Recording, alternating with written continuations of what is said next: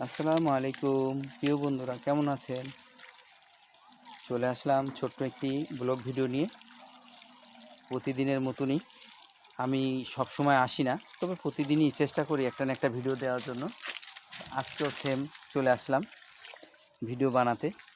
ছাদের উপরে কাজ করছি প্রিয় ভাই। আনারস গাছে পানি দিচ্ছি, আনারস গাছের যত্ন নিচ্ছি। আনারস গাছের প্রতি একটু লোভ হয়ে গেছে।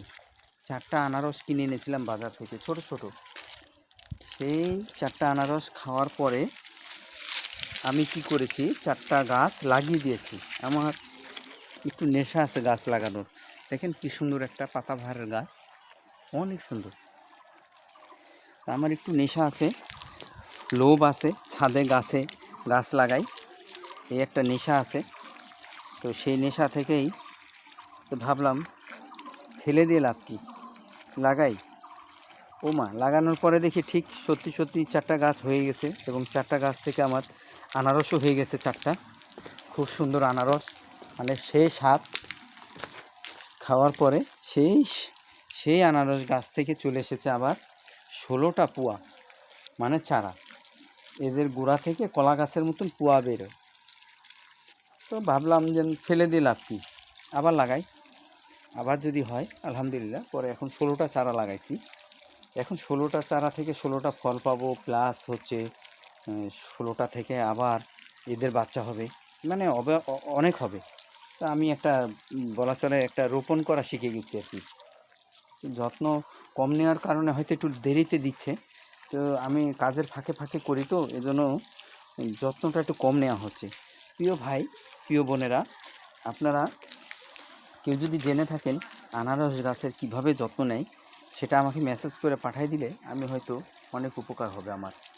অবশ্যই সার একবারে দিয়ে দিয়েছি, এগুলো গোবর সার দিয়েছি। হ্যাঁ, গোবর সার মাটির সাথে মিশ্রণ করে তারপরে লাগাইছি।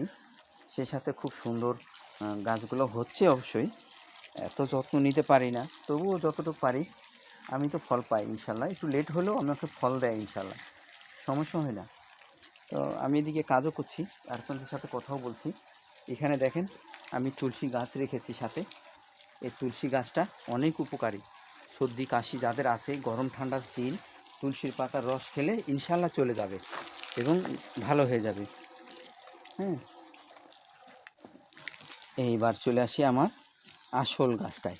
আমি কদিন আগে একটা বাজার থেকে কুমড়ো গাছে নিয়ে এসেছিলাম, কুমড়ো গাছ লাগাইছি। দেখেন বন্ধুরা, এটা হচ্ছে কুমড়ো গাছ, মানে কুমড়ো না, ঠিক কদু গাছ, কদু গাছ নিয়ে আসছি।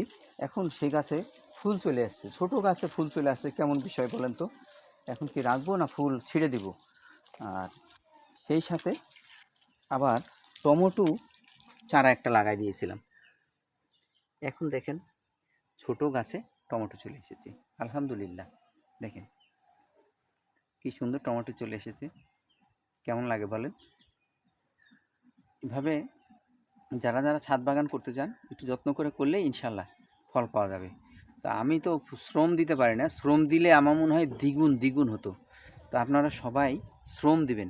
ভালো থাকবেন, সুস্থ থাকবেন। আল্লাহ হাফেজ, আসসালামু আলাইকুম। আবার কখনো চলে আসবো আরেকটা ব্লগ ভিডিও নিয়ে। ভালো থাকবেন, আল্লাহ হাফেজ।